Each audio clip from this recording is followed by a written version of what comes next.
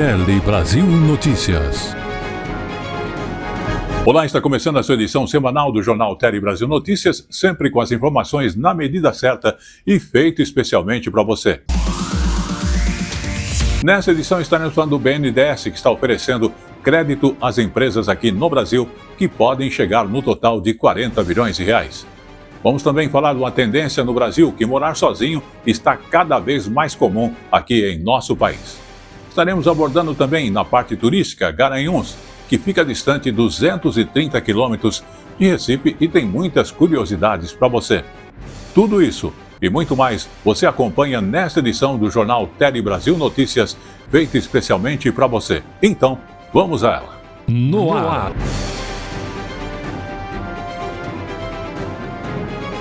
Tele Brasil Notícias. E começamos a edição do Jornal Tele Brasil Notícias falando do BNDES, que é o Banco Nacional de Desenvolvimento Econômico e Social, que anunciou no último dia 22 de agosto as medidas que serão tomadas justamente para oferecer crédito às empresas aqui no Brasil que acabaram sendo afetadas pelo tarifaço imposto aí pelo presidente dos Estados Unidos. Total pode chegar desses empréstimos a 40 bilhões de reais para que as empresas possam também manter os empregos e os seus negócios. Vamos observar. Estamos aqui em frente à sede do BNDES no centro do Rio. O Plano Brasil Soberano, que foi anunciado hoje, visa garantir a saúde financeira de milhares de empresas que foram atingidas pelo tarifaço de Donald Trump.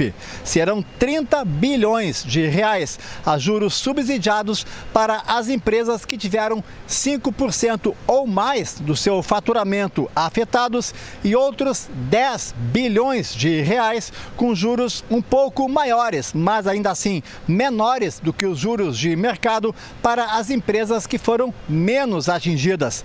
Em contrapartida, o governo vai exigir que os empresários mantenham o emprego, que deverá ficar na média dos últimos 12 meses e deverá se estender este emprego até o 16º mês após a contratação do empréstimo. Os empresários deverão procurar os bancos nos quais tenham conta a partir da segunda semana de setembro, quando o dinheiro já deverá estar disponibilizado. O BNDES também vai disponibilizar 22 bilhões de reais como fundo garantidor aos bancos para viabilizar este empréstimo aos empresários. Mas esta medida precisa passar ainda pelo Congresso. Após a coletiva, o presidente do BNDES, Aloysio Mercadante, detalhou o plano. Vamos assistir. São 30 bilhões de reais para as empresas mais diretamente impactadas, com taxas de juros muito favorecidas, 22 bilhões e meio de fundo garantidor para garantir as operações de crédito, dar segurança aos bancos, que eles podem emprestar, porque o BNDES garante, o Banco do Brasil garante a operação, e mais 10 bilhões de reais do BNDES para as empresas que tiveram impacto menor, mas de alguma forma também tiveram prejuízo. Então, a nossa expectativa é que todo esse procedimento, ter as estatísticas das empresas, como elas foram atingidas, o tamanho, enfim, que tudo isso a gente consiga efetivamente começar as primeiras aprovações de crédito a partir da semana que se inicia em 15 de setembro. Vamos agora então falar de opções de trabalho para as mulheres, porque cada vez mais a construção civil tem sido uma opção de trabalho para as mulheres. No canteiro de obras, elas já representam 20% do total de trabalhadores. Mas vamos conferir mais detalhes, justamente de histórias importantes e interessantes, na reportagem da Pref TV de Caruaru. Elas realizam com primor no canteiro de obras um trabalho antes feito quase que exclusivamente por homens. Embora a construção civil ainda seja majoritariamente um ambiente masculino, a presença feminina vem se consolidando de forma significativa no setor. De acordo com o Cadastro Geral de Empregados e Desempregados, CAGED, das 110.921 vagas formais criadas no segmento no último ano de 2024, 20,02% desses postos de trabalho foram ocupados por mulheres. Além de contribuir para a construção dos sonhos de muitas famílias, elas também constroem os próprios sonhos, como no caso de Cristiane. Estou trabalhando aqui para conseguir concluir o meu sonho, né? E realizando novos sonhos de outras pessoas. Aqui são grupos de 11 trabalhadoras para a Casa Duas Casas em construção, que envolvem pedreiros, serventes e supervisores de obras, onde essas mulheres estão inseridas. O que a gente quer, na verdade, é que elas cresçam aqui dentro, que se tornem pedreiras, serventes polivalentes, líderes. A gente está traçando esse caminho, entendendo que a mulher ela pode sim estar onde ela quiser, e a gente, como empresa e com responsabilidade social, a gente quer muito que essas mulheres brilhem em qualquer lugar, que brilhem também na parte produtiva. Até eu me empolguei e coloquei a mão na massa. Olha aí. Olha, será que para a primeira vez foi bem? Para Laura Samara, estar aqui é mais que um sonho realizado, é um objetivo de vida. Eu acredito que nem eu esperava estar onde eu estou hoje. E vamos dizer que no auge do sucesso, aos 25 anos, com minha família construída e no auge de tudo, né? No auge da minha carreira também profissional. Tanto minha família quanto meus colegas de trabalho, minhas colegas de trabalho, porque não só tenho eu como supervisora hoje, tem mais algumas mulheres, que eu acredito que se torna um sonho realizado para todas, de estar onde a gente está. Vamos agora então falar de saúde, justamente de um estudo que comprovou a eficácia da vacina contra a dengue. A notícia está, além de espalhada, já tem até documento, e publicados inclusive. Trata-se dos efeitos, em especial entre jovens. Vamos às informações que vai nos ajudar a conhecer essa história através da repórter Bárbara Pereira. Esse é um estudo inédito que comprovou a eficácia em adolescentes da vacina usada contra a dengue hoje aqui no Brasil. A pesquisa, publicada na revista científica britânica Lancet Infectious Disease, foi feita por pesquisadores da Fiocruz e da Universidade Federal do Mato Grosso do Sul durante a epidemia da doença em 2024, que deixou mais de 6 mil mortos. Foram analisados cerca de 92 mil testes de jovens entre 10 e 14 anos, que é o público-alvo da vacina no país, por ser a faixa etária que concentra maior número de hospitalizações. Os resultados mostraram que uma única dose da vacina já oferece proteção de 50% contra casos sintomáticos de dengue e 67,5% contra hospitalizações. Bem, e outro dado importante destacado no estudo é que a proteção já começa a partir do 8º dia após a aplicação da primeira dose. O Brasil se tornou o primeiro país do mundo a oferecer a vacina contra a dengue no sistema público.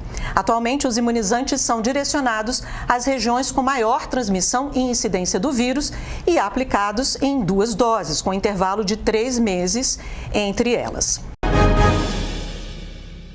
Muito bem, vamos agora então falar aí da cesta básica, porque o monitoramento da cesta básica chegou a todas as capitais do Brasil. Com isso, realmente vai se acompanhar os preços de cada cidade, capital e assim por diante da cesta básica. Mas vamos conhecer mais detalhes nesta reportagem. Com a parceria, o levantamento mensal passa a incluir 10 capitais de estados que estavam fora do monitoramento realizado há quase 70 anos. 5 deles são estados amazônicos. Assim, a pesquisa de preço da cesta básica de alimentos passa a cobrir todo o país. A ampliação inclui Boa Vista, Cuiabá, Macapá, Maceió, Manaus, Palmas, Rio Branco, São Luís, Teresina e Porto Velho. A pesquisa do mês de julho, divulgada nesta quarta-feira, já está completa, com dados de todas as regiões do país. Houve queda no valor da cesta básica em 15 capitais. As reduções mais expressivas foram registradas em Florianópolis, Curitiba, Rio de Janeiro e Campo Grande. Já as maiores altas ocorreram no Nordeste, Recife, Maceió e Aracaju. São Paulo teve a cesta mais cara do país, custando R$ 865,90, enquanto o menor valor foi encontrado em Aracaju, R$ 568,52. O preço do arroz caiu na maioria das cidades, assim como o do feijão e do café em pó. O resultado dessa pesquisa, né, ela possibilita que a gente acompanhe os preços, né, a variação dos preços, que a gente também possa calcular quanto que isso custa, né, para o trabalhador, para a trabalhadora adquirir. Com isso também a gente faz um cálculo de quanto tempo, né, qual é a jornada, quantas horas de trabalho um trabalhador, uma trabalhadora precisa executar para poder garantir essa cesta. E também a gente calcula o salário mínimo nacional. Atualmente, a cesta básica de alimentos possui entre 12 e 13 produtos essenciais, dependendo da região. O conceito, criado em 1930, nasceu para garantir segurança alimentar, mas hoje é considerado ultrapassado. Por isso, o acordo entre a CONAES também prevê estudos para a implantação de uma nova composição da cesta básica, que pode variar entre 30 e 35 itens. Muito importante, respeitando os hábitos alimentares de cada região. Se em determinada região se consome mais carne ou mais legumes ou determinadas frutas, a gente vai incluir com essa variável o valor de uma região da cesta básica, e os produtos que vão ser acompanhados pelo Diese e pela Conab agora tem diferenciação também por região para levar em conta esse respeito dos hábitos alimentares. É uma pesquisa que demonstra um passo à frente, quer dizer, nós não podemos nos acomodar em relação ao que nós estamos vivendo hoje, e o governo fará uma análise muito detida do preço dos alimentos e tomará todas as providências para a diminuição dos preços dos alimentos, para que os trabalhadores brasileiros e o povo brasileiro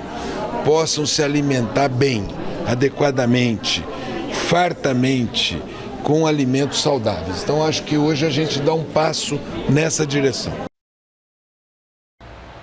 Com a parceria, o levantamento mensal passa a incluir 10 capitais de estados que estavam fora do monitoramento realizado há quase 70 anos. 5 deles são estados amazônicos. Assim, a pesquisa de preço da cesta básica de alimentos passa a cobrir todo o país. A ampliação inclui Boa Vista, Cuiabá, Macapá, Maceió, Manaus, Palmas, Rio Branco, São Luís, Teresina e Porto Velho. A pesquisa do mês de julho, divulgada nesta quarta-feira, já está completa, com dados de todas as regiões do país. Houve queda no valor da cesta básica em 15 capitais.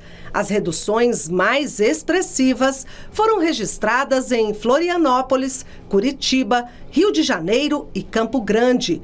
Já as maiores altas ocorreram no Nordeste, Recife, Maceió e Aracaju. São Paulo teve a cesta mais cara do país, custando R$ 865,90, enquanto o menor valor foi encontrado em Aracaju, R$ 568,52. O preço do arroz caiu na maioria das cidades, assim como o do feijão e do café em pó. O resultado dessa pesquisa, né, ela possibilita que a gente acompanhe os preços, né, a variação dos preços, que a gente também possa calcular quanto que isso custa, né, para o trabalhador, para a trabalhadora adquirir. Com isso também a gente faz um cálculo de quanto tempo, né, qual é a jornada, quantas horas de trabalho um trabalhador, uma trabalhadora precisa executar para poder garantir essa cesta. E também a gente calcula o salário mínimo nacional. Atualmente, a cesta básica de alimentos possui entre 12 e 13 produtos essenciais, dependendo da região. O conceito, criado em 1930, nasceu para garantir segurança alimentar, mas hoje é considerado ultrapassado. Por isso, o acordo entre a CONAES também prevê estudos para a implantação de uma nova composição da cesta básica, que pode variar entre 30 e 35 itens. Muito importante, respeitando os hábitos alimentares de cada região. Se em determinada região se consome mais carne ou mais legumes ou determinadas frutas, a gente vai incluir com essa variável o valor de uma região da cesta básica e os produtos que vão ser acompanhados pelo Diese e pela Conab agora tem diferenciação também por região para levar em conta esse respeito dos hábitos alimentares. É uma pesquisa que demonstra um passo à frente, quer dizer, nós não podemos nos acomodar em relação ao que nós estamos vivendo hoje, e o governo fará uma análise muito detida do preço dos alimentos e tomará todas as providências para a diminuição dos preços dos alimentos, para que os trabalhadores brasileiros e o povo brasileiro possam se alimentar bem, adequadamente, fartamente, com alimentos saudáveis. Então acho que hoje a gente dá um passo nessa direção. E vamos aos nossos apoiadores e já estaremos de volta. A informação na medida certa que você gosta. Um telejornalismo dinâmico, nacional e regional. Jornal Tele Brasil Notícias. A informação na medida certa.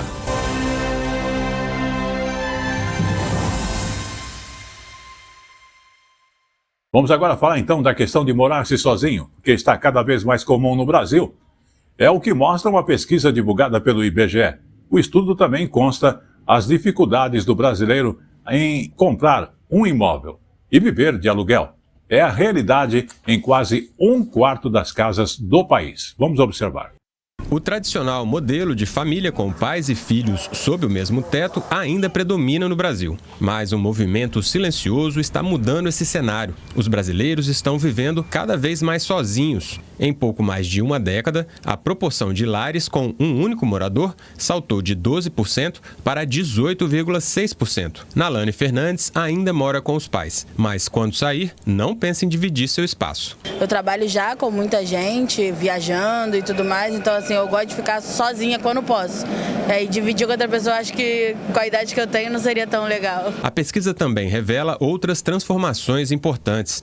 O sonho da casa própria, por exemplo, ainda é distante para muitos brasileiros. Em 2016, 18% dos domicílios eram alugados. Em 2024, essa taxa subiu para 23%. Isso indica uma concentração da posse dos domicílios, ou seja, da riqueza no Brasil. Menos pessoas são proprietárias de mais domicílios. Essa servidora pública ficou 18 anos em uma favela no Rio de Janeiro pagando aluguel, mas saiu dessa condição graças ao programa Minha Casa Minha Vida. O trabalhador não tem como ter imóvel se não tiver investimento público, política pública para moradia. Aqui no centro, por exemplo, está cheio de prédio vazio. Tinha que os governos se reunirem para poder distribuir isso com moradias, com preço facilitado, financiamento, juros baixos. O IBGE também levantou dados sobre os bens que as pessoas têm em casa. Quase todos os brasileiros possuem geladeira, por exemplo. Mas a máquina de lavar roupas, item que facilita o dia a dia, ainda não está presente em 30% dos lares. No Nordeste, apenas 4 em cada 10 casas têm esse eletrodoméstico, enquanto no Sul, a proporção é de 9 para cada 10. A mesma desigualdade se repete quando o assunto é ter um carro. Menos de 30% dos domicílios no Norte e no Nordeste possuem um veículo. São as únicas regiões do país em que as pessoas têm mais motos que automóveis. No Brasil, nem metade dos domicílios conta com carro e nem 26% com uma moto. Ou seja, em mais de 1/4 das casas não existe nenhum nem outro. Mais de 54 milhões de pessoas que dependem do transporte público. Diante desse cenário, a população cobra mais investimentos para a melhoria desse serviço. Eu acho que tem que ter um investimento pesado de todas as esferas governamentais e também que a sociedade civil participe disso, fiscalizando e apresentando ideias também, porque ficar só criticando sem dar solução não resolve. Muito bem, vamos falar de sites e redes sociais que têm até 48 horas para, justamente a partir do dia 19 de agosto, retirarem todas as propagandas de cigarros eletrônicos. Os vapes têm fabricação e comercialização, inclusive, proibida pela Anvisa. Vamos ter mais detalhes sobre essa determinação com o Elmar Lima. Gente, é muito simples de entender a recomendação. todos os sites têm 48 horas para retirar do ar todas as propagandas de cigarros eletrônicos, os vapes. E essa contagem não começou agora não, começou ainda na noite de ontem, ou seja, já tem quase 24 horas. E a determinação vale para as redes sociais, Facebook, Twitter, Instagram e também para os sites, para os e-commerces. Todo mundo está dentro dessa determinação. E é fácil de entender, viu? Esse produto, ele é proibido aqui no Brasil. É proibido de fabricar, é proibido de comprar, é proibido de importar. Por que seria, então, permitido de anunciar um produto desse? Não pode. Se não pode vender, não pode anunciar. É muito simples. E, tem um detalhe. Todas essas plataformas, eles vão ter que prestar contas com o governo federal. Vão ter que apresentar relatórios detalhados em até 10 dias úteis. O que é que tem que conter nesses relatórios? É simples também. Quais anúncios foram derrubados, quais plataformas, quais contas foram bloqueadas e também quais medidas foram adotadas para que novos anúncios não aconteçam. E não adianta tentar burlar a lei, hein? Não pode deixar essa propaganda apenas para os maiores de 18 anos. De jeito nenhum, nem para maiores, nem para menores, nem para idosos, para ninguém. O governo está de olho em todo mundo. E aí a determinação é muito simples. Não pode anunciar, não pode publicizar e quem teimar vai sofrer sanções. Ponto final. Vamos agora também falar dos idosos, que no Brasil já representam quase 16% da população. O número de pessoas com mais de 60 anos cresceu 56% em justamente 15 anos. A população está envelhecendo e especialistas alertam para a importância de se prepararem desde cedo para a aposentadoria. E políticas públicas, inclusive voltadas para esse público, podem garantir uma velhice mais tranquila. Vamos observar, porque tem muitas coisas de instrução sobre a questão da aposentadoria e como nós nos comportarmos diante da aposentadoria. Deixar de trabalhar pode significar mais tempo para o lazer, para a família, mas pode se transformar num período de muita angústia e de perda de identidade.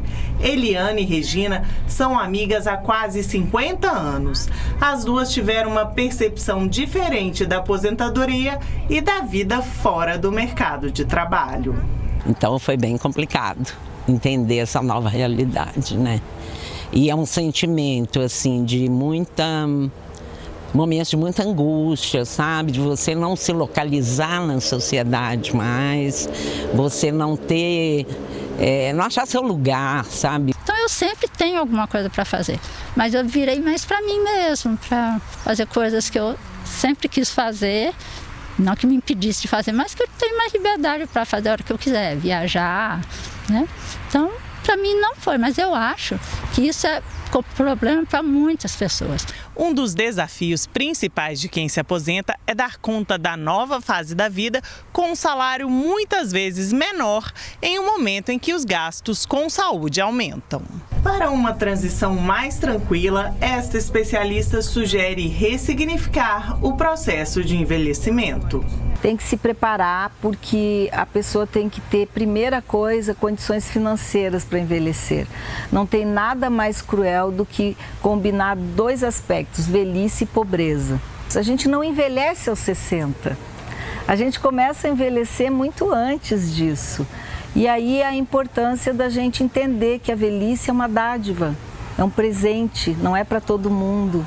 Então, se ela é um presente, é quase uma poesia, é quando você vai ter mais tempo para você, é quando você reflete o que você já fez na sua vida e o que você ainda pode fazer.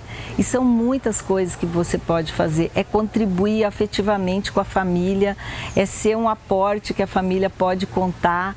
E sim, vai ter as vulnerabilidades biológicas e a pessoa precisa se preparar para aprender a conviver com essas vulnerabilidades. No Brasil, segundo o último censo do IBGE, 15,6% da população, mais de 32 milhões de pessoas, tinha mais de 60 anos, um aumento de 56% em relação a 2010, quando eram 20 milhões. Com esse envelhecimento da população, as políticas públicas devem ficar atentas à nova realidade brasileira.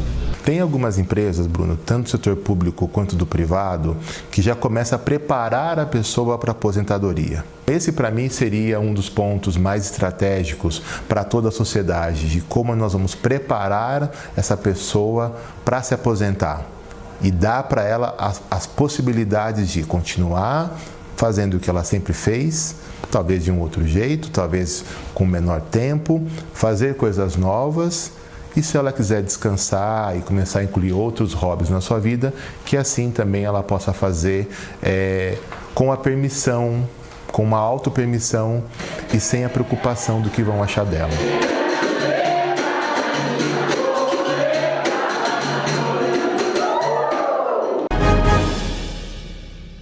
E chegou agora no Tele Brasil Notícias o nosso Momento Jurídico. Momento Jurídico aborda a questão do juiz que pode acessar redes sociais do acusado para fundamentar prisão preventiva. Vamos observar mais detalhes através desta reportagem. Juiz pode acessar redes sociais do acusado para fundamentar prisão preventiva. A decisão é da 5ª Turma do Superior Tribunal de Justiça. Os ministros do colegiado decidiram que os juízes podem consultar perfis públicos de redes sociais de investigados e utilizar as informações coletadas como fundamento para decretar prisão preventiva ou outras medidas cautelares. Para a 5ª Turma, esse tipo de consulta não viola o sistema acusatório nem compromete a imparcialidade do magistrado, desde que respeitados os limites legais. A controvérsia teve início em exceção de suspeição movida contra um juiz que, ao examinar o pedido de prisão preventiva e outras medidas cautelares apresentado pelo Ministério Público, consultou as redes sociais do réu para conferir dados mencionados na denúncia.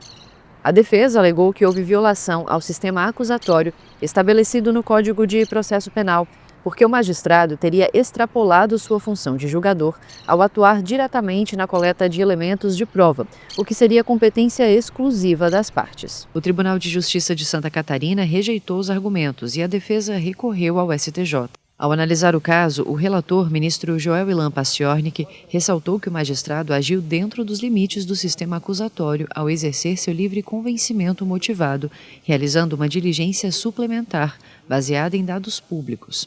Todos os ministros da 5ª Turma seguiram o voto do relator, entendendo que trata-se de uma atuação legítima e compatível com a imparcialidade exigida da função jurisdicional, inclusive alinhada a entendimentos do Supremo Tribunal Federal, que já reconheceu que o juiz, mesmo no modelo acusatório, pode determinar de ofício a realização de diligências para esclarecer pontos relevantes, ouvir testemunhas ou complementar sua oitiva, bem como proferir sentença condenatória independentemente da posição do Ministério Público. E vamos aos nossos apoiadores e já estaremos de volta. O melhor da informação, da notícia, está aqui.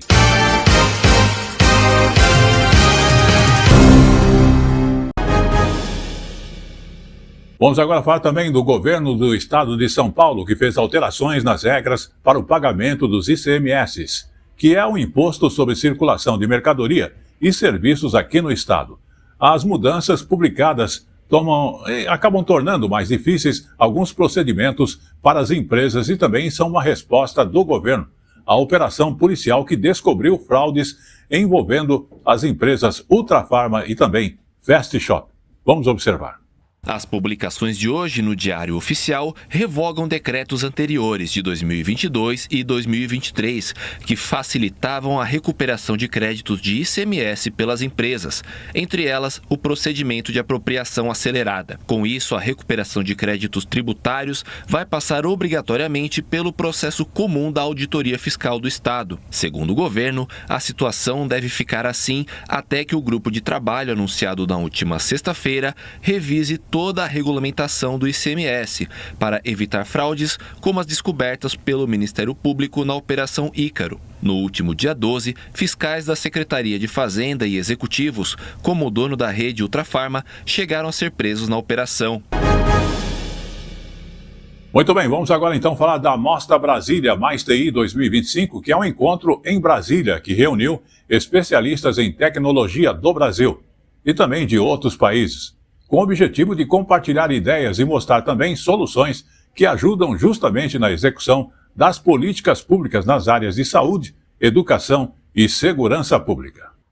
Em movimento, a tecnologia encanta e é capaz de muito mais em contato com o humano.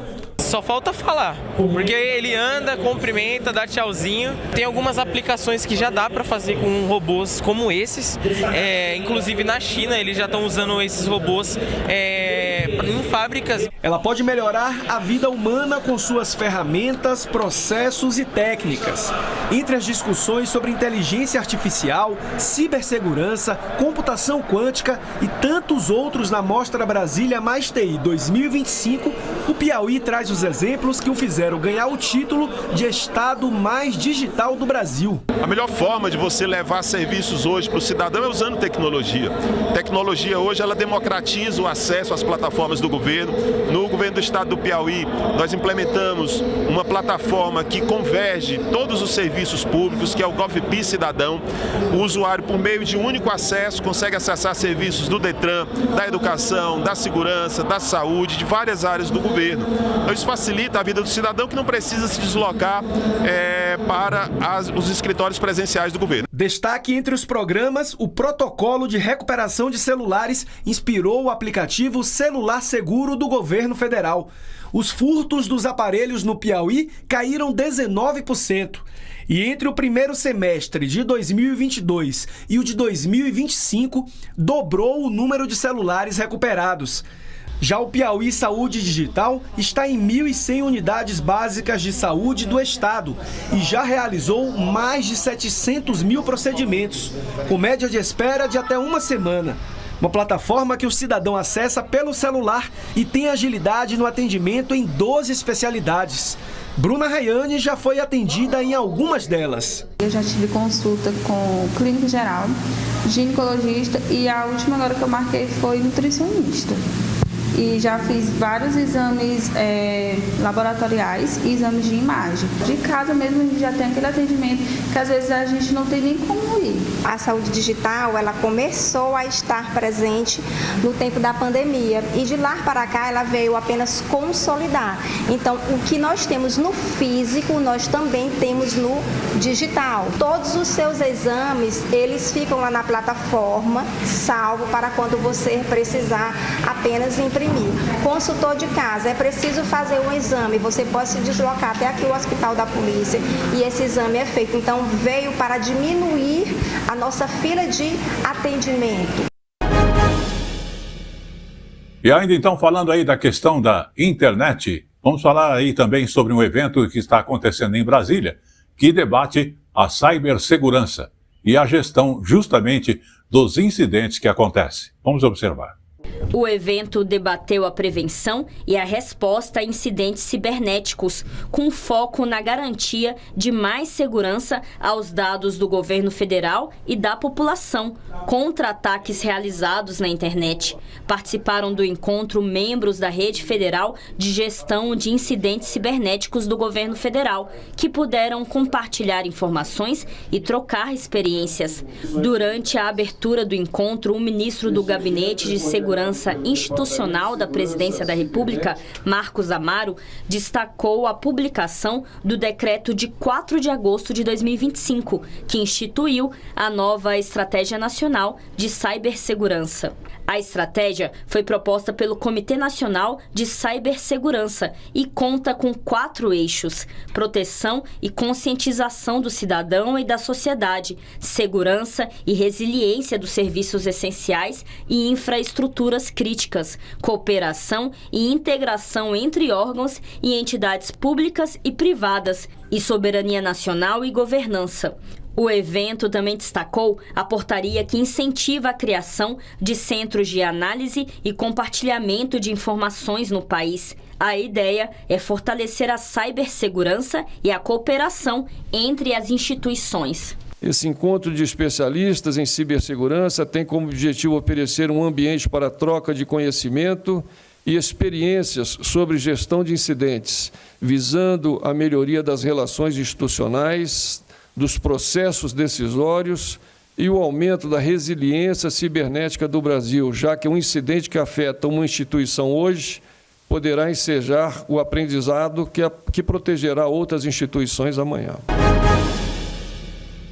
Muito bem, vamos falar agora da Justiça, que determinou que radares instalados em rodovias federais sejam reativados. A decisão determina, inclusive, que o Departamento Nacional de Infraestrutura Transportes, o DENIT, que tinha até dia 19 de agosto, para notificar todas as concessionárias de radares de rodovias federais a manter o equipamento em operação. Para notificar todas as concessionárias de radares de rodovias federais a manter os equipamentos em operação. Caso a decisão não seja cumprida, haverá pagamento de multa diária no valor de R$50 mil por radar desligado, tanto para as empresas responsáveis pela manutenção quanto para o próprio DENIT.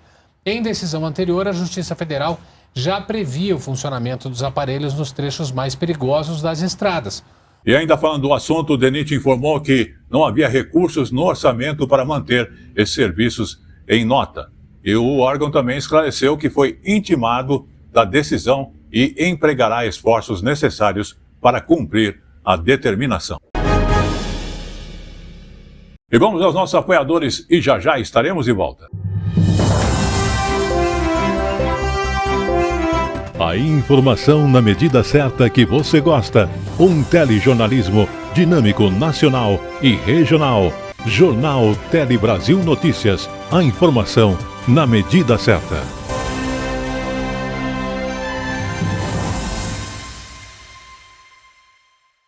Muito bem, vamos agora falar então de comércio exterior, porque nos últimos 7 meses do ano, as importações brasileiras tiveram alta de 8,3%. Produtos como medicamentos, motores, óleos, combustível foram trazidos da China, Índia e do próprio Japão. Os dados foram apresentados em um relatório da Confederação Nacional da Indústria, inclusive já preocupa a produção aqui no país, a produção nacional. Vamos observar. Uma avalanche de roupas e tecidos tem chegado ao Brasil, vinda principalmente da China, Índia, Bangladesh e Paraguai. Este ano, as importações já somaram mais de 7 bilhões de dólares, enquanto as exportações não chegaram a 1 bilhão, um déficit que ultrapassa 6 bilhões de dólares. Isso é muito preocupante. Nós estamos perdendo market share do produto importado devido fundamentalmente, principalmente, a um quadro de excesso de produção mundial, notadamente produção asiática e, mais notadamente ainda, produção chinesa. Situação semelhante é a de calçados. No mês de julho, foram importados mais de 4 milhões de pares, uma alta de 98% na comparação com o mesmo mês de 2024, com produtos vindos do Vietnã, China e Indonésia. Já as exportações de calçados tiveram uma queda de 7%. Um relatório da Confederação Nacional da Indústria aponta que de janeiro a julho deste ano, as exportações brasileiras, de um modo geral, cresceram apenas 0,1%, mas as importações tiveram alta de 8,3%. As maiores altas no volume importado vieram da China, Índia e Japão. A CNI afirma que, por causa das tarifas americanas, o Sudeste Asiático está exportando mais produtos para o Brasil. Para este professor de economia da FGV, a explicação está relacionada também à valorização do real frente ao dólar e ao aumento da massa salarial no Brasil, que demanda mais produtos. Conforme a taxa de desemprego vem caindo, os salários têm aumentado. Então, esse maior poder de compra do brasileiro aumenta o consumo de produtos nacionais, mas também, naturalmente, de produtos importados. Já a Federação das Indústrias do Estado de Minas Gerais alerta para a prática ilegal de dumping, que acontece quando os preços dos produtos vendidos estão abaixo do valor de mercado. O excedente chinês estaria vindo para o Brasil, colocando em risco a indústria nacional. Então, a gente tem defendido aí junto ao governo a implementação de maneira mais célere, pelo menos da medida de dumping, que são medidas previstas na Organização Mundial do Comércio, ou seja, nas leis internacionais de práticas entre países. Apesar disso, especialistas afirmam que não é o momento de impor barreiras comerciais, mas de investir na competitividade da indústria brasileira. Só com o aumento consistente do investimento e da produtividade da economia que a gente vai conseguir fazer frente à competição internacional. Vamos também abordar um assunto que é bastante interessante, porque os casamentos entre pessoas do mesmo sexo cresceram quase 80% no intervalo somente de 5 anos. Isso no estado de São Paulo. Os dados foram inclusive divulgados pela Arpen, a entidade que representa os cartórios em todo o Brasil. Vamos à reportagem. Roberta e Rita se conheceram em uma festa. 2 meses depois, fizeram um jantar para reunir os amigos e comemorar que estavam morando juntas. Em 22 anos de relacionamento, o casal fez algumas celebrações do amor que sentem uma pela outra. Porém, em 2013, uma resolução do Conselho Nacional de Justiça obrigou os cartórios a registrarem os casamentos homoafetivos. Acho que sempre fica uma insegurança muito grande da comunidade que esse direito vai ser honrado, que a família vai reconhecer a existência desse relacionamento. Os casamentos homoafetivos não têm nenhuma diferença legal ou de procedimento em relação aos heteroafetivos. Os documentos necessários são os mesmos. Os casamentos também concedem os mesmos direitos. Em 2024, o estado de São Paulo registrou 4.800 casamentos homoafetivos. O número representa um aumento de 80% em comparação com 2020 e mais do que o dobro das celebrações feitas em 2014. Essas pessoas já vinham morando juntas ou já vinham de união estável ou namorando. Eu acredito que tenha sido isso. As pessoas realmente se sentiram acolhidas e, com isso, buscaram exercer o seu direito, né? Apesar do reconhecimento oficial fortalecer famílias como a da Rita e da Roberta, a possibilidade de retrocessos é um medo presente. Tudo que for direito, que a gente puder fazer, exercer, a gente vai. Muito bem, vamos agora falar então de poluição, porque as crianças são as que mais sofrem com a questão da poluição. Levantamento feito no Rio de Janeiro mostra que a má qualidade do ar tem influência na saúde de crianças menores de 5 anos de idade em bairros onde a poluição é sempre mais alta. Ar puro está cada vez mais raro. Principalmente nas cidades, a poluição causada pelos carros, pelas fábricas, se mistura ao ritmo frenético da população nas ruas. Quem passa aqui no calçadão de Bangu, na zona oeste do Rio, reclama da qualidade do ar. Está poluído. Estamos resfriado está custando a ir embora. Acho que aqui na rua em si, calçadão, é muita poeira. Não sei se os carros passam ali também, se isso ajuda a poluir mais. As crianças são as que mais sentem os efeitos da poluição. Eu acho péssimo, porque meus filhos vivem tendo crise de asma, bronquite, cada vez só piora mais. As crianças também são as principais vítimas. Um levantamento realizado no Rio de Janeiro concluiu que a poluição pode ter contribuído para a morte de 8,5% das crianças de até 5 anos de idade em bairros da cidade que têm os piores índices de qualidade do ar. Os pesquisadores cruzaram informações do Sistema Único de Saúde sobre mortes de crianças nesta faixa etária por doenças respiratórias e cardiovasculares e a presença de material particulado fino no ar, que causa complicações para a saúde dos pequenos. A análise da qualidade do ar foi feita em 3 bairros da zona oeste do Rio: Santa Cruz, Paciência e aqui em Bangu. Em mais da metade dos dias, as concentrações de material particulado fino ultrapassaram o limite aceitável recomendado pela Organização Mundial da Saúde.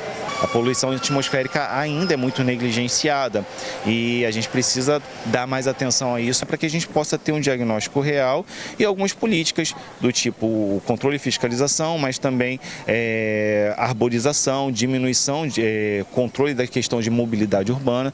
Tudo isso aí pode, um conjunto desse tipo de ações, trazer respostas mais efetivas a essa problemática. Esta médica pneumologista da Fiocruz enumera cuidados para evitar problemas de saúde relacionados à poluição do ar. Você pode aumentar a exposição a essa criança a irritantes, ambientais, já desde a casa dela, desde dentro da casa dela. Então, por exemplo, o tabagismo intradomiciliar é um grande problema.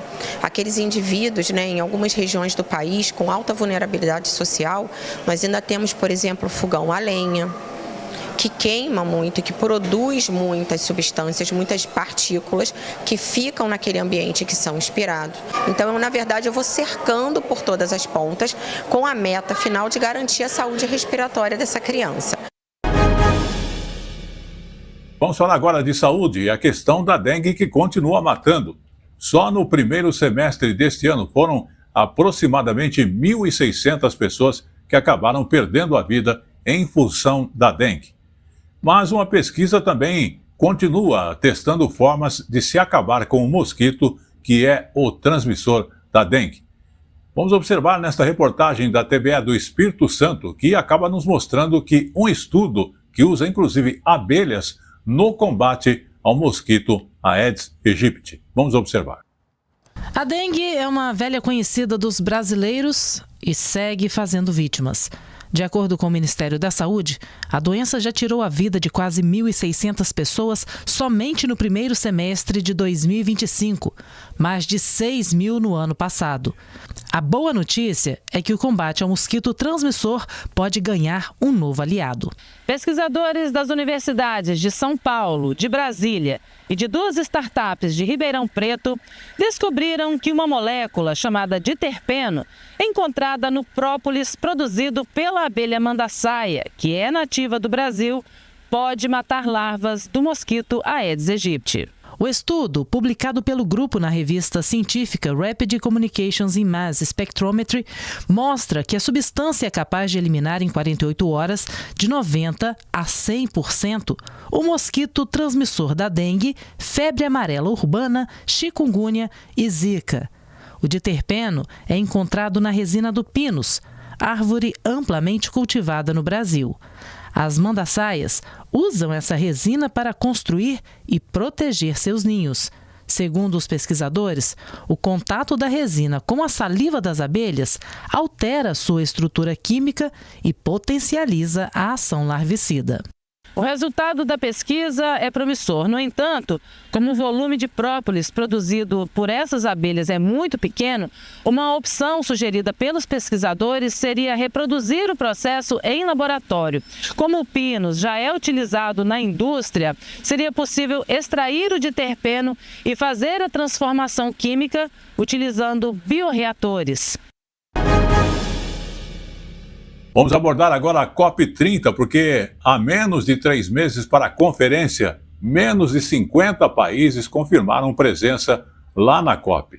E a organização, inclusive, do evento, que enfrenta agora a pressão da ONU, por causa dos altos custos de hospedagem, que ameaçam a participação, inclusive, das nações mais pobres. Vamos observar. Até agora, apenas 47 países dos mais de 190 que demonstraram interesse confirmaram presença oficial na COP30. O principal entrave em Belém é o preço das diárias. Em uma pesquisa rápida, é possível encontrar hospedagem de mais de R$1 milhão para apenas 2 pessoas no período de 10 a 21 de novembro. Nós somos uma democracia que nós temos limites de intervenção no setor privado, estamos fazendo, nos limites do que a legislação brasileira permite, negociações para que os preços possam baixar em Belém, e estamos garantindo a participação, é a nossa prioridade, que a participação dos negociadores esteja garantida em Belém. Diante da baixa adesão até agora, as Nações Unidas pediram que o Brasil financie parte dos custos para garantir a participação das delegações mais vulneráveis. Mas o governo deixou claro que não vai usar o dinheiro público para bancar hospedagem. O governo brasileiro já está arcando com custos significativos para a realização da COP e que, por isso, não há como subsidiar delegações de países, inclusive delegações de países que, digamos assim, são mais ricos do que o Brasil. O Brasil pede que a ONU melhore o valor do subsídio de diária em Belém do Pará, hoje fixado em $144, algo em torno de R$ 780. O governo federal defende que o valor do auxílio chegue a patamares de eventos realizados em São Paulo e no Rio de Janeiro, para que cubra os custos dos valores locais. Muito bem, vamos falar agora de uma polêmica, porque depois do que está acontecendo envolvendo um teatro aqui em São Paulo, essa polêmica é com a Prefeitura de São Paulo e um grupo de teatro que atua na região da Cracolândia, ali a região central aqui da capital paulista. A Justiça acabou dando mais 180 dias para o grupo desocupar aquele terreno. O teatro de container voltou a funcionar normalmente. Vamos à reportagem de Dimas Soldi.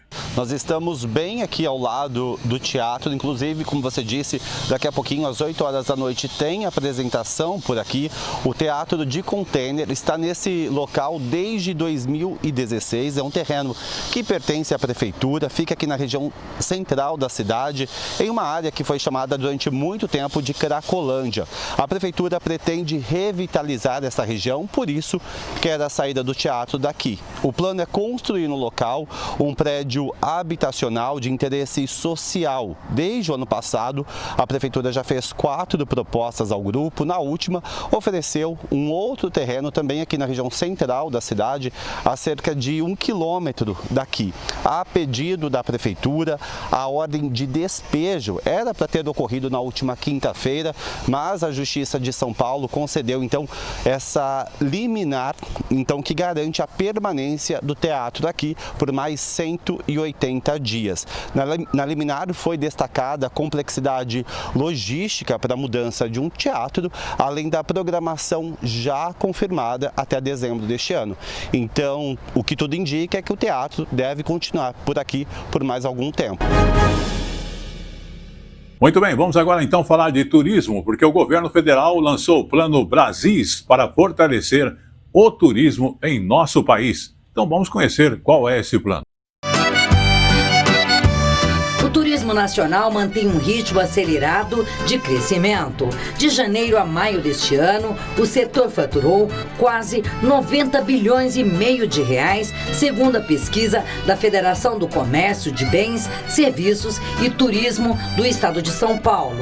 O resultado representa um aumento de 7% em relação ao mesmo período de 2024 e é o mais alto já registrado na série histórica iniciada em 2012. Além de estar viajando mais, o brasileiro está gastando mais, conhecendo e amando o seu país. E com isso, gerando emprego na veia, de forma democrática e distribuída por todo o território nacional.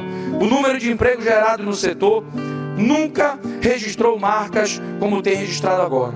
Segundo dados do CAGED, de janeiro de 2023 até junho de 2025, nós criamos quase 520 mil novos empregos no turismo em todo o país.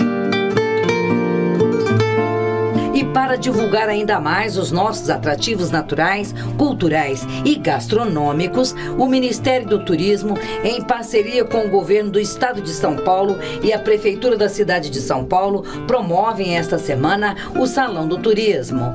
O ministro da Fazenda participou da abertura do evento e disse que o turismo reflete o estado geral da atividade econômica de um país. Para a família brasileira, para sobrar um dinheiro para fazer turismo, é porque ela já conseguiu honrar boa parte dos seus compromissos rotineiros. Já pagou a conta da luz, já pagou a escola do filho, já pagou a água, já pagou... Então, quando o turismo vai bem, é sinal que o desemprego está em baixa, que a inflação está sendo controlada, é sinal que a renda do trabalhador, sobretudo das camadas, até um determinado 4, 5 salários mínimos, está prosperando. É sinal que nós temos em busca de um país um pouco mais justo. E não é só brasileiro que está viajando mais para conhecer as nossas maravilhas. O Brasil, cada vez mais, atrai turistas estrangeiros. E para ampliar esse potencial, o Ministério do Turismo, em parceria com a Embratur e o Sebrae, lançou durante o Salão Nacional do Turismo o Plano Brasis, que servirá de bússola para fortalecer a identidade brasileira no exterior. Em 2025 a gente conseguiu bater todos os recordes novamente. E a gente tem computado até o mês 7. Até o mês 7 nós chegamos a 5,9 milhões de turistas internacionais. Então, esse Brasil espetacular, esse Brasil diverso, que nunca chegou a 7 milhões de turistas, esse ano com certeza absoluta vai passar de 8 milhões de turistas. O ministro de Portos e Aeroportos ressaltou que as obras de infraestrutura que estão sendo realizadas fortalecem o turismo. Nós não podemos falar em turismo sem nós não falarmos em fortalecer os nossos aeroportos no Brasil. As concessões começaram em 2003 no governo do presidente Lula. Hoje nós temos 59 aeroportos concessionados no Brasil, 12 concessões, e nesse momento nós estamos vivendo o maior volume de investimentos da história do setor aeroportuário brasileiro, quase 10 bilhões de investimentos. E o vice-presidente Geraldo Alckmin também destacou o potencial do setor e disse que, além de gerar emprego e renda, o turismo promove saúde. O ser humano não é máquina, trabalha, não. Precisa lazer, precisa descanso, precisa reduzir estresse, ansiedade, depressão. Então, o turismo promove também saúde.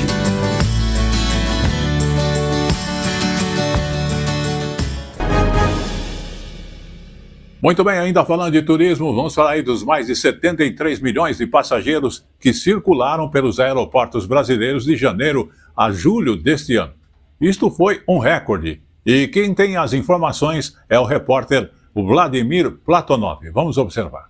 Realmente os brasileiros nunca voaram tanto quanto este ano. A movimentação nos aeroportos subiu 10% de janeiro a julho deste ano, comparado com o mesmo período do ano passado.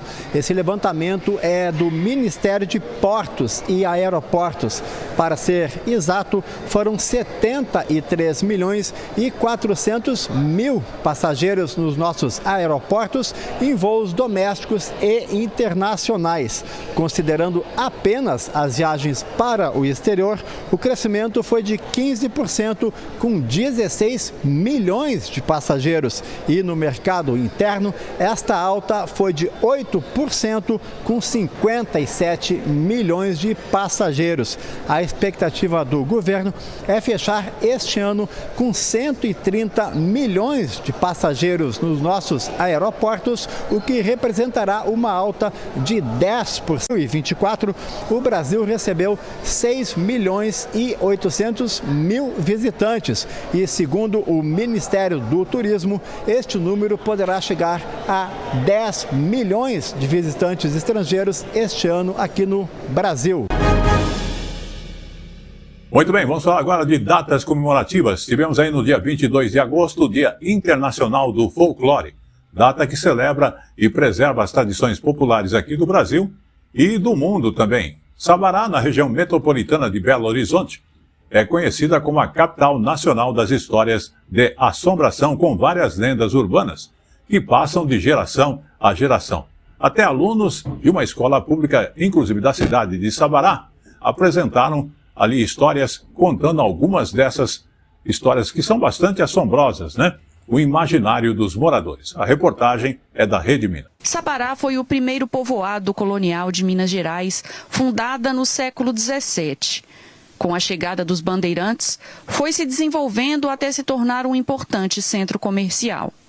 Séculos depois, parte do patrimônio segue preservado nas ruas do centro da cidade, lugar onde história e lendas se misturam.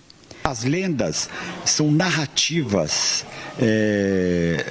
de uma coisa assim extraordinária, ou seja, que a pessoa não consegue entender às vezes um determinado acontecimento histórico real e aí mistura-se o real com o fictício, aquela coisa de fantástico, aquela coisa que não se entende, mas tenta se explicar. A lenda tem essa base, ela sempre tem um fundamento verídico, mas é uma ficção.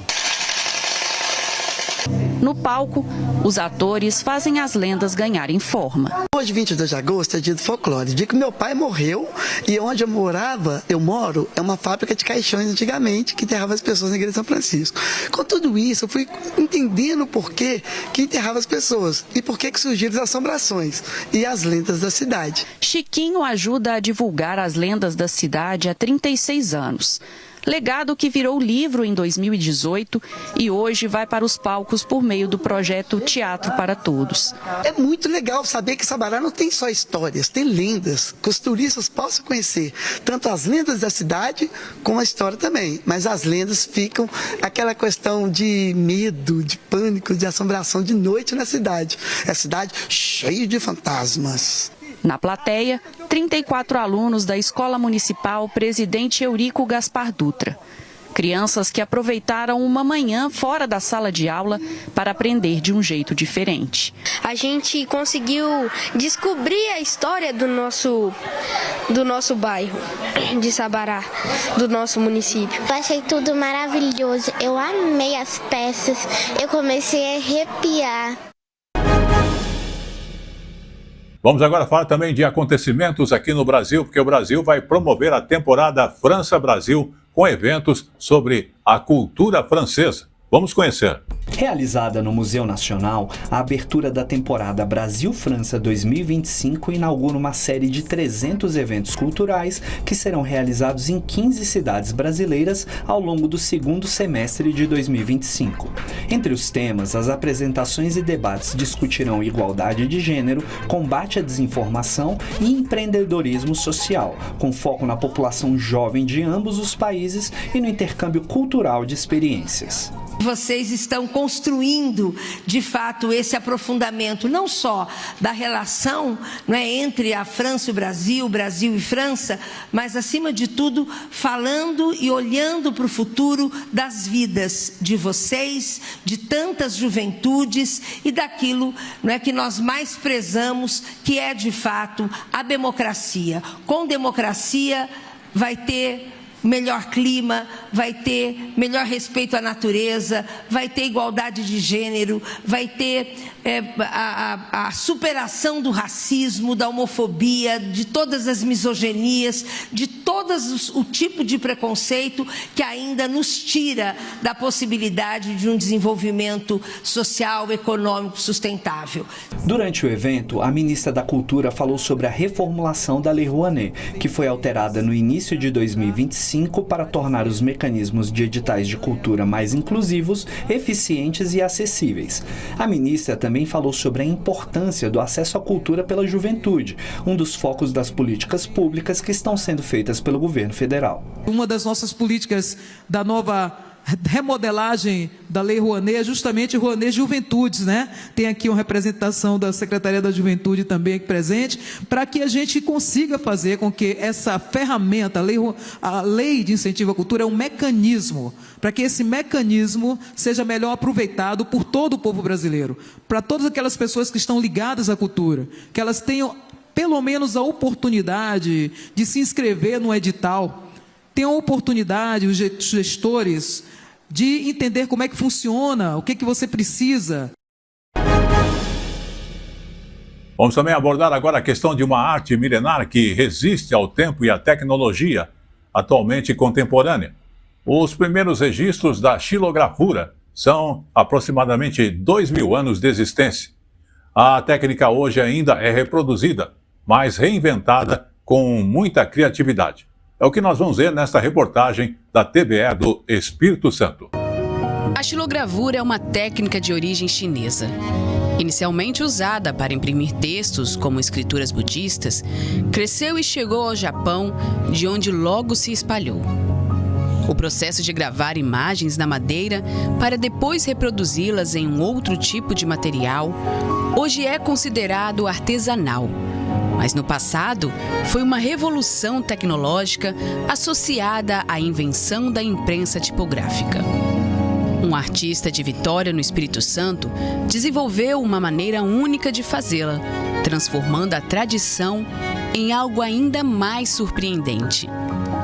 Quem olha para um simples cabo de vassoura nem imagina que ele pode se transformar em uma ferramenta de arte. Mas para este artista plástico, foi isso que aconteceu. Durante as aulas de estilogravura na faculdade, desenvolveu uma técnica onde esculpe várias formas e tipos de imagem neste material. Eu esqueço de comprar o material da aula e saindo da minha casa encontro perto da porta, um lixo já para ser colocado fora, uma vassoura que tinha a haste preservada, né? Esse bastão de madeira eu levo para a universidade e esculpo ele, faço um gravo nele, né? O processo para criar as telas, embora simples, exige muita atenção e cuidado. A tinta é espalhada de forma uniforme. O papel é preparado com delicadeza. E durante a impressão, o movimento precisa ser constante. Basta observar o resultado para perceber que uma das maiores paixões do artista é retratar animais marinhos. Tem muito a ver com o cotidiano, né, da minha infância e juventude, no bairro Santo Antônio, próximo ao braço de mar, né, que é o Rio Santa Maria. Ali eu pescava, ali eu aprendi a mergulhar, né? Tudo isso acabou entrando na imaginação, né? Vamos agora também falar de uma curiosidade. Você já ouviu falar da Internet da Floresta? Um brasileiro criou um ativo digital, que é um tipo de criptomoeda dedicada à preservação do meio ambiente. Mas a iniciativa já vem sendo discutida há algum tempo. A novidade está sendo lançada num evento do Rio de Janeiro, dedicado ao combate das mudanças climáticas. E vamos conferir então e conhecer um pouco mais sobre o One Amazon, que está aí nesta reportagem para você.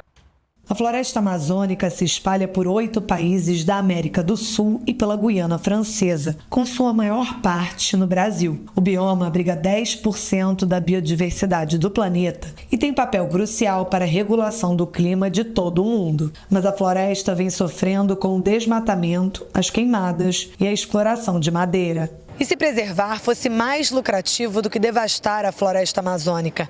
É exatamente isso que a iniciativa One Amazon pretende. Trata-se do primeiro ativo digital certificado na Bolsa dos Estados Unidos, lastreado na natureza. A ideia é que cada ativo adquirido garanta a preservação de pelo menos 1 hectare da floresta amazônica. A iniciativa foi apresentada na Semana de Ação Climática no Rio, que teve a abertura oficial hoje no Museu do Amanhã. Cada hectare que nós preservamos, nós monitoramos de cima para baixo, com imagem de satélite, tecnologia de LiDAR e drones, e de baixo para cima, utilizando uma enorme gama de sensores que nós desenvolvemos uma metodologia junto com o MIT de Boston, nos Estados Unidos, para criar o que nós chamamos da primeira internet da floresta. Então, comunicando tanto as imagens de satélite como os sensores e tendo uma quantidade de dados reais que nós comunicamos para o mercado, para pela primeira vez o mercado poder votar com a sua carteira, qualquer indivíduo poder comprar, financiar a preservação da floresta e possivelmente lucrar com isso. Para o organizador do evento, o ativo digital One Amazon pode revolucionar a preservação ambiental. Não requer mudança de propriedade, ela não domina o uso de outros ativos como o carbono, como a biodiversidade, como a água, ela apenas define que a integridade daquele bioma é o que baseia o valor monetário de mercado daquele contrato. Agora, o principal é um fundo de investimentos que é criado para investir em outras soluções, em tecnologia e tudo mais, e todos são remunerados especialmente o nosso planeta, porque é um estímulo para todos, um estímulo de mercado para manter o nosso bioma intacto. E como eu falo sempre, tudo que é bom dura pouco. O Tele Brasil Notícias da semana está chegando ao seu final. Mas vamos falar aí da cidade de Garanhuns, que fica distante 230 quilômetros de Recife. Mas a personalidade da cidade, ela é totalmente outra. O clima ameno que convida para o consumo de vinho e chocolate. Isso é bem lá no nordeste do país. Você vai conferir na reportagem da Pref TV. Em pleno agreste pernambucano, Garanhuns surpreende. A cidade é um refúgio para quem busca frio, charme e natureza. O clima é ameno o ano inteiro e no inverno chega a registrar temperaturas que lembram o sul do país. Por isso é chamada de Suíça pernambucana. Mas o município tem identidade própria. O famoso relógio das flores, feito com plantas naturais, é um símbolo da cidade e parada obrigatória para o turista que passa pelo centro. O mais aqui é o relógio, né, que a gente vem para cá. Gosto de lugares que chocolate. Aqui em Garanhuns, o clima frio e a altitude criaram um ambiente perfeito para o cultivo das uvas e produção dos vinhos.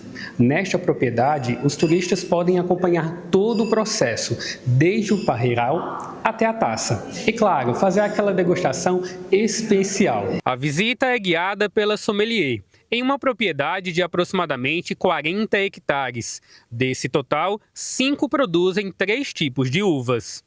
Não só o turismo, né, como também a geração de emprego e renda aqui para as pessoas, né, que nunca acharam que poderiam trabalhar com um produto desse como é a uva. Então, a gente tem um clima bacana, né, para o cultivo de uvas e também para chamar o turista para o nosso friozinho de Garanhuns experimentar aí vinhos maravilhosos.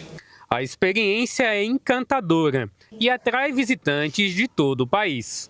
É lindo ver todo esse processo, entender um pouco mais. O ambiente aqui também é muito agradável, é surreal.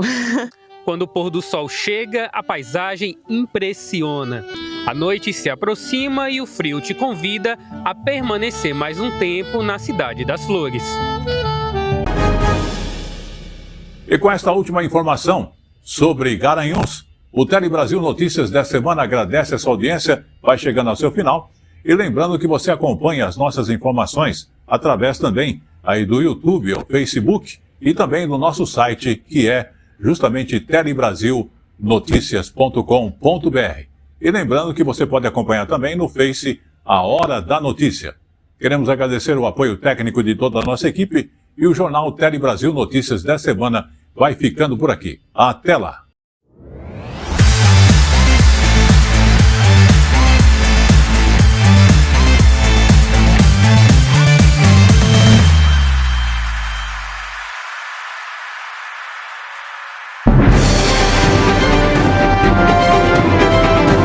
Tele Brasil Notícias.